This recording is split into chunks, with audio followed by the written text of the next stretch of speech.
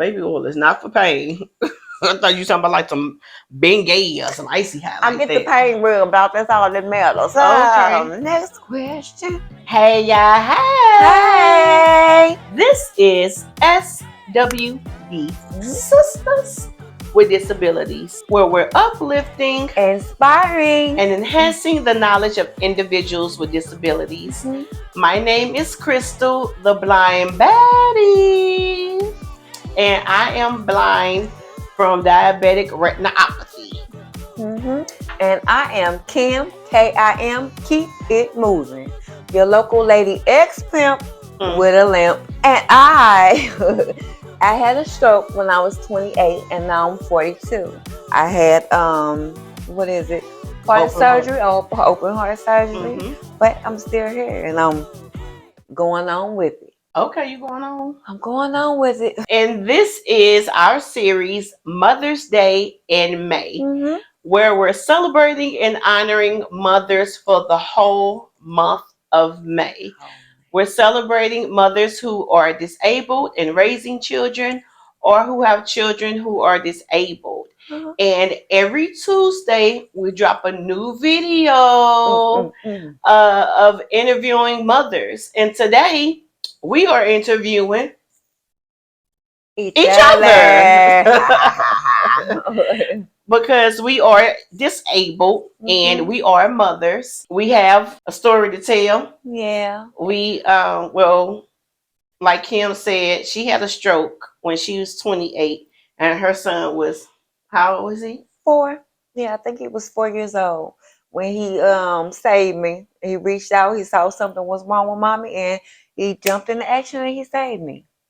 So when she means jump into action, a neighbor came looking for my ex-husband, and her son let him know something was wrong. Right, and he got the chair and rolled up and got up in it and took the latch off. He took the latch off for EMT to come in. Yeah. And make sure she was safe and okay, and got her to the hospital in a timely manner. So yeah, but we will discuss that more on our next subject for her stroke. But we still have to discuss you being a mother. Yeah. And being disabled. How has it been? Because you were young. My son was only like months old. And around that time I caught myself being grown and fast, and my son was, I guess you could say, he's my everything, because he wasn't the usual child. He wasn't one of those kids that ran around and played a lot, rambunctious boys or whatever. He was laid back, relaxed, chill. You watch your TV, let's see what you're doing, and then he would leave me. And I think he learned how to play video games when he was 3 or 4, and after that, pew. And I think I don't think he's going to be 18 in August, and pew. Where's Colin? Well, Colin's playing this game. Colin's doing this. No love for mama. No love. He got love for you. I mean, he loves me. He's the average teenager. Yes, he is. That's what I mean by no love. Because I think you all understand that once our children hit a certain age, it's like, mom, who? Okay, they're in their room. Yeah, and I miss that. I miss him being up under me sometimes, but we're at the age now where he's going to we're at the age where we can go somewhere and we ain't got to worry about who we don't have to worry about who's watching them and who we got to call and anything like that. So that's a plus. I mean, well, I know the questions. Well, I know the answers to the questions, but did you always want to be a mom? Was that something that you wanted to do? I really did. Okay. And even though, well, can I tell you a little secret? Okay. Can I tell y'all a secret? I say I was 23, and I had it up in my head. Around this time, I went to school. This when I went to Job Corps, and to learn how to not drive a train, but to be like a To coach, the person that dispatcher. yeah, a dispatcher. I could be the person that worked on the trains, doing the carting the food out to the people, and Oh, that's what you did. I never knew what you went to Job Corps for. Yes. I knew it was for a train, but I didn't. I thought you were trying to be like a dispatcher for the train. I was. Oh, okay. It was opened up to many possibilities. Oh, gotcha. And then right then, that's when Katrina came and hit, and it was devastating. Slowed everything life down. And I was like, I'm not going to anywhere. Okay. It wasn't for me. And then I found out not too long afterwards that I was going to have a bumbling baby, and life took a change. Fast forward on, he's been my life. Yep. He has. He really has. So, Crystal, did you want to be a mother? So, let me just explain myself again. I'm legally blind, and I have a 14-year-old son. His name is Kelton. He doesn't mind me saying his name. Ain't that right, boo? Because our children are part of production. Yeah. And they handle like almost everything. They lay us out together, lights, make sure we're mic'd up, so they take care of us. And we're trying to teach them working skills at the same time, and then showing them an avenue that anything is possible. Right. No matter your age or your disability or your life situations. So I'm gonna be honest, I was not a person who wanted to have kids immediately. I didn't have that desire. I didn't play with baby dolls or anything like that. I didn't either. I got married at 23. No. When did I get married? I met my husband at like 19. And I got married at 22, and I ended up being pregnant 2-3 months after I got married. So I did it the right way, as people say, but that doesn't make the husband stay. Doesn't make a difference. It doesn't make them a better father just because you married someone. A difference. So with me, once I had my son, because before that I had 3 miscarriages. No, I apologize. I had 2 miscarriages before my son, and then I had a miscarriage after my son. So I had a total of 3 miscarriages and 4 pregnancies. So it was truly a blessing to have him. My dad had a massive stroke 2 weeks after I got married. And like I said, I got pregnant 3 months after I got married. So I just wanted my son to come so my daddy could meet him. And my daddy was able to meet him, and he passed 4 weeks after he was born. I named him after my daddy. My daddy's name was Elton. And I named my son Kelton. Kelton. My name starts with a K. Now, stop. We don't want anybody to get it confused. We have 2 dads. We'll talk about that later. There's none void right now. But my daddy and everybody know. We'll talk about that for Father's Day. Okay. I tell people my business when it's ready. But my daddy, like I call him, I have a daddy and I have a father. And like I said, for Father's Day, we'll break it down. But so I named him after my daddy, and I was happy that he got to see him, and he embodies a lot of his spirit. So to answer your question, I didn't want to have children, but once I had the first miscarriage, they gave me, that just made me want to have a baby, because I know that it's possible. And, I wanted to see what type of child I could raise. All right, blind Betty. Yep. So tell us a fun fact about yourself. There's a plethora of fun facts about me. I like to enjoy myself, especially when it comes to me and my son and my nephew. I've taken them to a lot of places. Where we been? To the zoo, science center, symphonies, Grant's Farm, trick-or-treating, every type of parent activity that there is to do. I try to make sure they get to do it Matter of fact, funny thing is, I am what I consider a professional singer because I paid to paid to sing. And when I was in the singing group and Kelton was an infant, I would have him in the bars with me, and they'd pass him around. He slept the whole time. Oh He never goodness. woke up. He's very musically inclined now. He's been playing the drums since he was 4. But he used to be in the bar. I look up and sing, and the waitress sitting there holding them and feeding them. So I just like to have fun with my son, nephew, and my godsons, Yeah. and just showing them that there's different things to do, different restaurants to go to. I'm trying to teach them how to be men. Yeah. Even though they say single women can't do that, we definitely can, especially when it's teaching them how to be a man towards a woman. So I'm showing them how to go on dates, have fun with them, like not just sit in the house and watch TV all day. It's more to that and more to living. So I guess there's some fun stuff about me. Yeah. What about yourself? Fun facts about myself. Well, we know that I like beads, so I like jewelry and You got the learning. beads on your arm now? Yeah, like the Show it. beads on my arm Well, don't now. shake it, just show it. Like the beads on my arm now.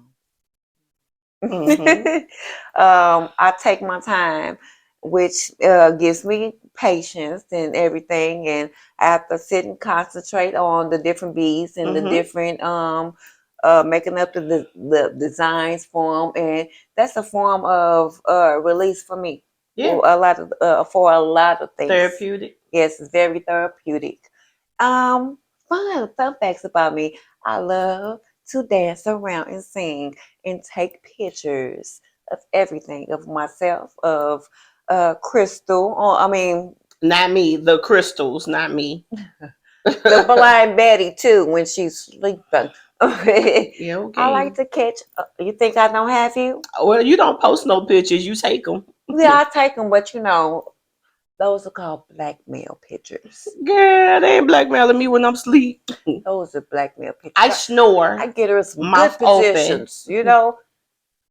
Anyway, but I'm pretty simple. That's pretty much all I do. I come home, go out with you all every now and then I sleep.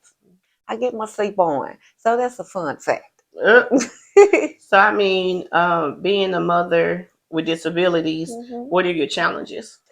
My challenges would be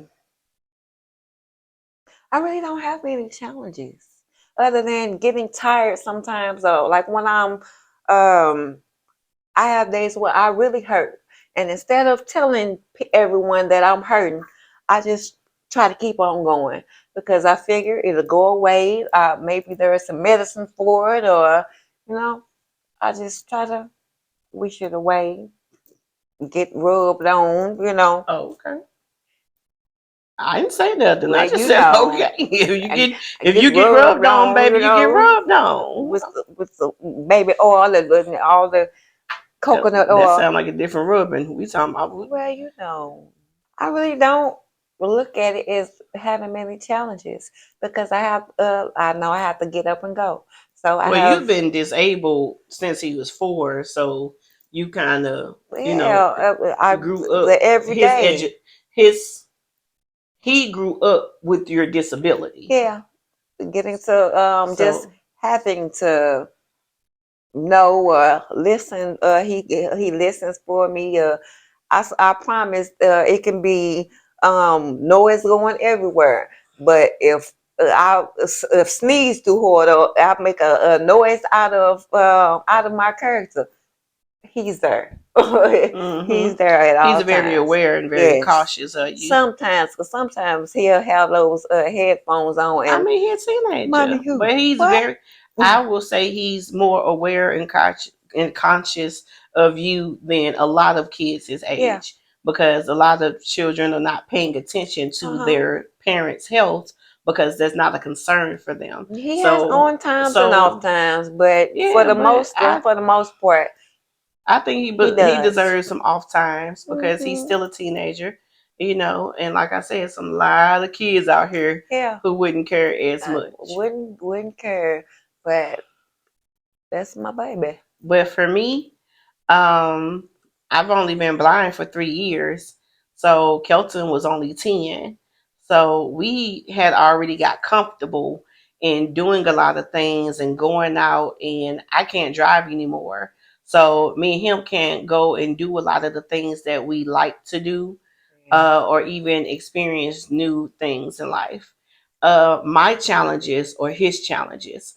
So he has had to grow up a lot faster, just due to me becoming disabled at him being almost a preteen. So he does a lot of the cleaning, laundry, cooking. He signed his own field trip forms because I can't see him. He reads my mail.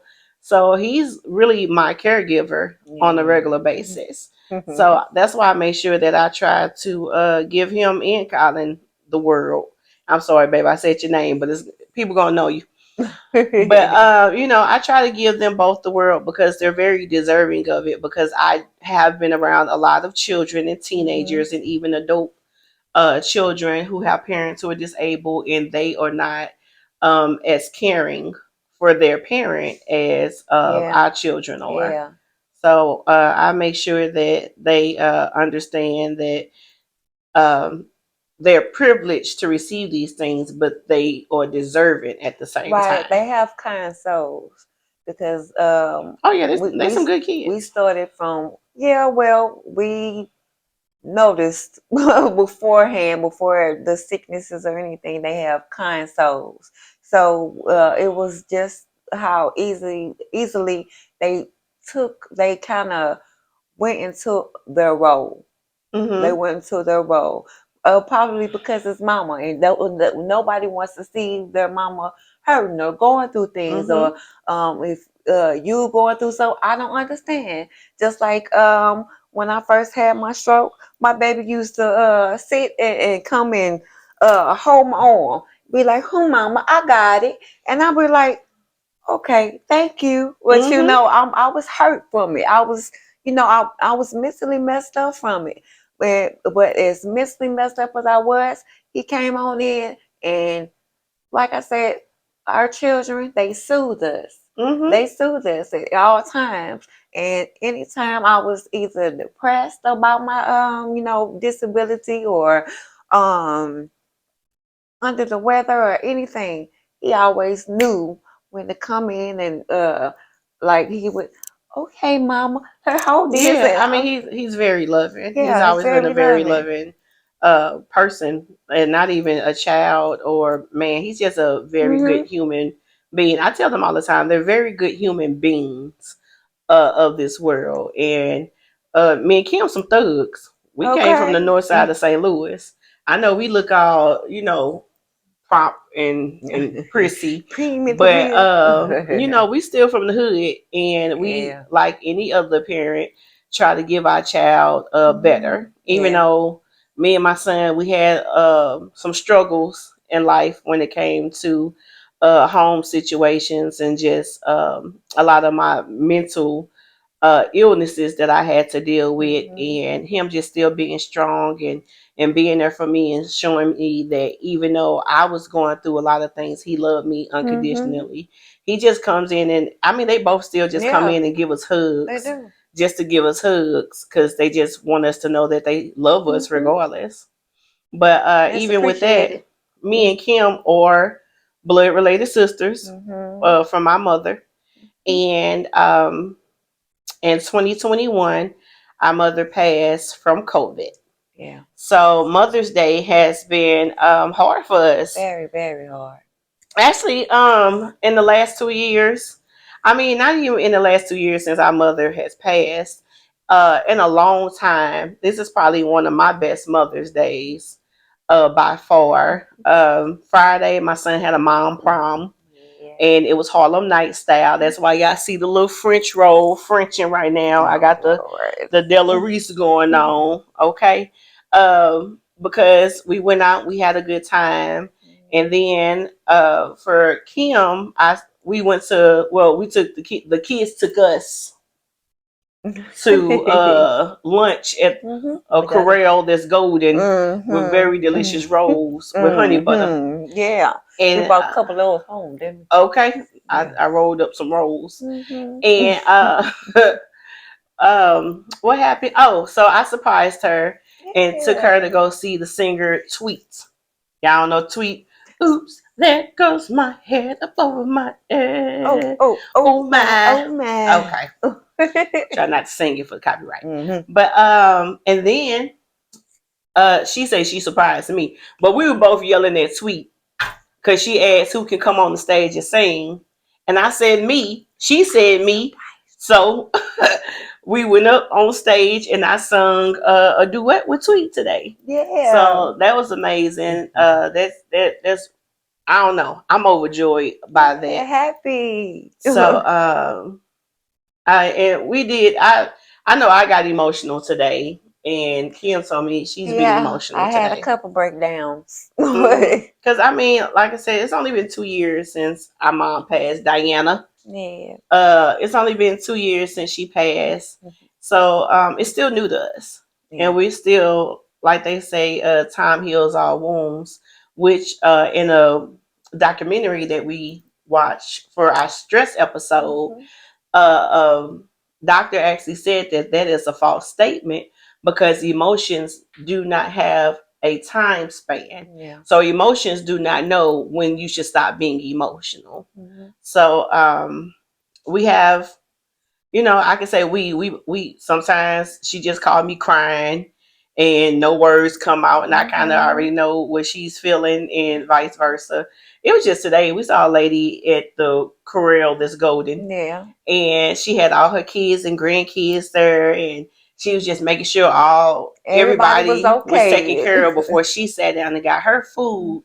And I had to tell her, I was like, that's the same type of spirit my mom has, because she would have made sure everybody was taken care of before she even got herself settled. Yeah. And when she touched my hand, it just kind of broke me into tears. Yeah, it broke her down, child. Okay, over my rose. It's okay. Cried over my rose. But sometimes it's just like that. We have those feelings and emotions, and we got to go through them.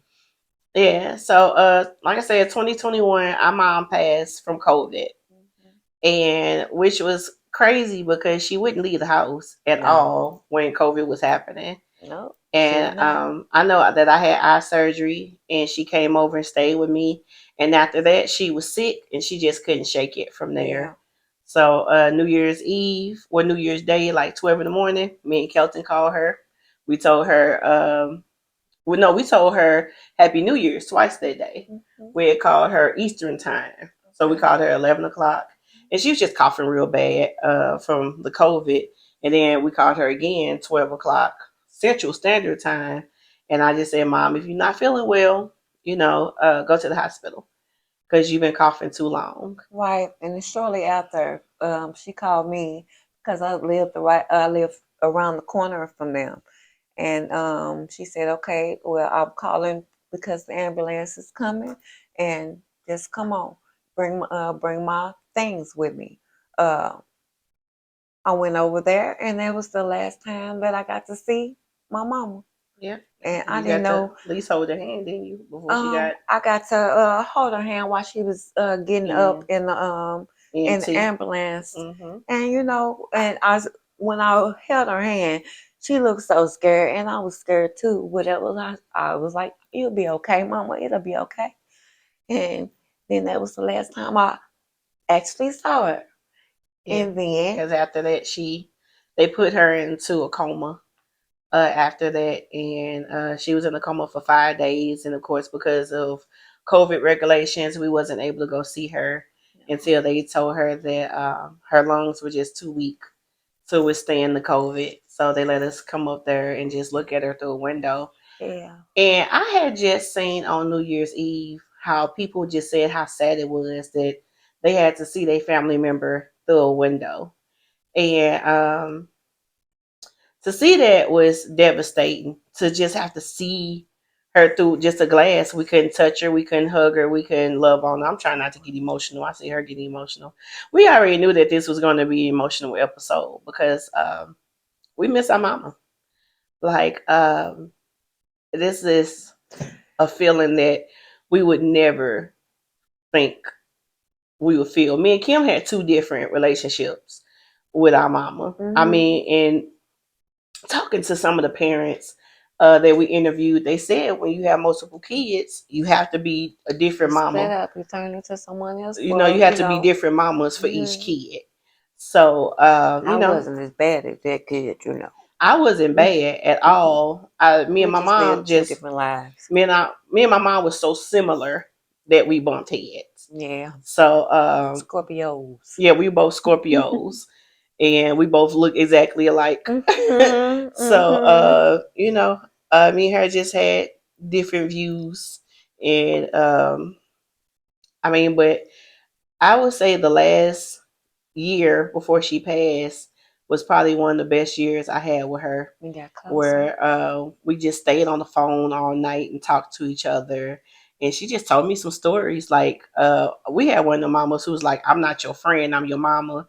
And I think we finally had that friendship that she loosened up.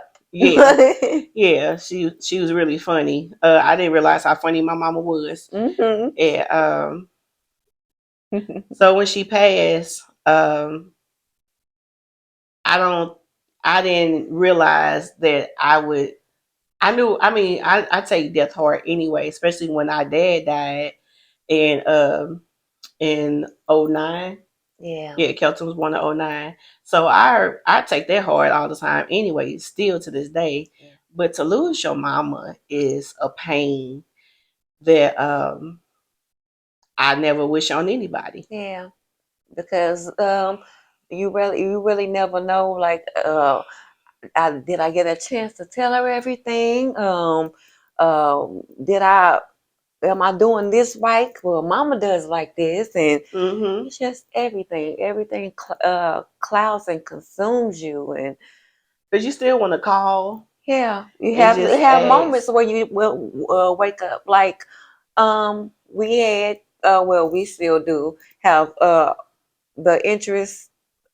How you say it? The interest open. So we can go in the house. We can go in the house anytime. House where she was living with our aunt and uncle. With our aunt. So Kim still likes to go over there. I can't. That brings her comfort. It makes comfort, me and very I have no sad. choice. Taking care of the house, but just going over there. I can talk. I feel like I'm talking to my people because they're all. We had 3 people to pass in the house. I can't do it because there's too many memories for me. So it really puts a burden on my heart. So I don't go over there as she does. Yeah. But we actually have her urn sitting right here. I have the smaller urn. This is the baby urn. I got the big urn. Kim has the big one because I know that I moved around too much to carry a large urn, and I just wanted to be safe. So I took the mini one. And if you see this picture behind us, for Kim's 40th birthday, I had our cousin Deja paint this for us. This is one of the pictures we had took together, and I loved. Diana's Diamonds. And I surprised her. I said, when I get this picture done, she better ugly cry. Oh, she broke me down. And did I ugly cry? Yes, she did. Oh my goodness. When I do surprises, baby, I want ugly cries. I want shocks. I want surprises. It's crazy because you could be quiet because you're just trying to take it in or in shock. And this year, you ain't crying yet. Wait a minute. Okay, yeah, I need you to cry. Give me a second. On sight. Tears. I need them. Give me a second. But we try to still do things in memory of her, or we'll hear something or play music. Or my mama was the potato salad lady. And everybody don't like to eat everybody's potato salad, but everybody loved our mama's potato salad. Even if they didn't, let me get a little. They still like it, yeah. Get a little taste. But I taught Kelton how to make it because I know how to make it, of course. And I taught Kelton how to make it. He almost got it, a few more times, and he'd have it. That baby chef. He'd be the potato salad man, and everybody gonna want him to make it for their barbecues. So I mean, but we. Of course, we had good times. with our mom. Like I said, she was funny, and whatever she couldn't do, she'll send us to our auntie house, Okay. Gay Nail, Mm. which is our honorary mama as well. Yeah. We had an auntie named Gay Nail, and Danielle is she used to say her husband. She called met her husband at our grandmother's bar. And you know, when you don't know if you want to talk to telling your men, real you name. give him a nickname. So she gave him Danielle, Danielle. and that's what he called her until the day he died. But her name is Gay Nail, and they never had any children together. So they helped the nieces and nephews, and because all of us. yeah, our parents worked a lot. So we spent a lot of weekends with them, and they took us to carnivals and circus. Everything. And I remember one time we went to a carnival, and Kim got on some ride, and she do we have to talk about this? Yes, we do. And she was crying. Yes, because I'm giving honor to Gaynell. Okay, ain't nobody worried about you. Yeah. But Kim was crying so hard that Gaynell had to beg the man to stop the machine just to let her off. I was afraid. I don't know what she got on there for. We was going fast and fast. I just couldn't it looked scary. That's why I didn't want to go on there. I learned all my lessons from Kim. I watched her get scared, and I'm like, and I'm good. But Gaynell gave me my wit. I grew up as a heavyset girl, and I used to come crying to her and telling her how I was sad, and she was like, she taught me comedy and how to be witty. So I didn't let people make fun of me. Either I make fun of myself before they did, or I made fun of them before they could make fun of me, and I was funnier. So she used to do our hair. First sew-in, pressing curled and everything. Kim had hair. I didn't. I had to get a sew-in. So she took care of our hair, and so we was blessed to have two mamas. So we're not. I don't want to get all emotional with everybody today, but I truly do miss them on days like this because I like to celebrate people, and especially on Mother's Day, I always celebrated both of them. I never did one without doing for the other. And I just want to give a shout out to all our other honorary mamas that has had a hand in our lives, our best friends, mothers. Our big cousins and anyone who has been a mother figure to us. Yeah. We love you. Yeah. We really, honestly, truly, thank you. Thank you for everything.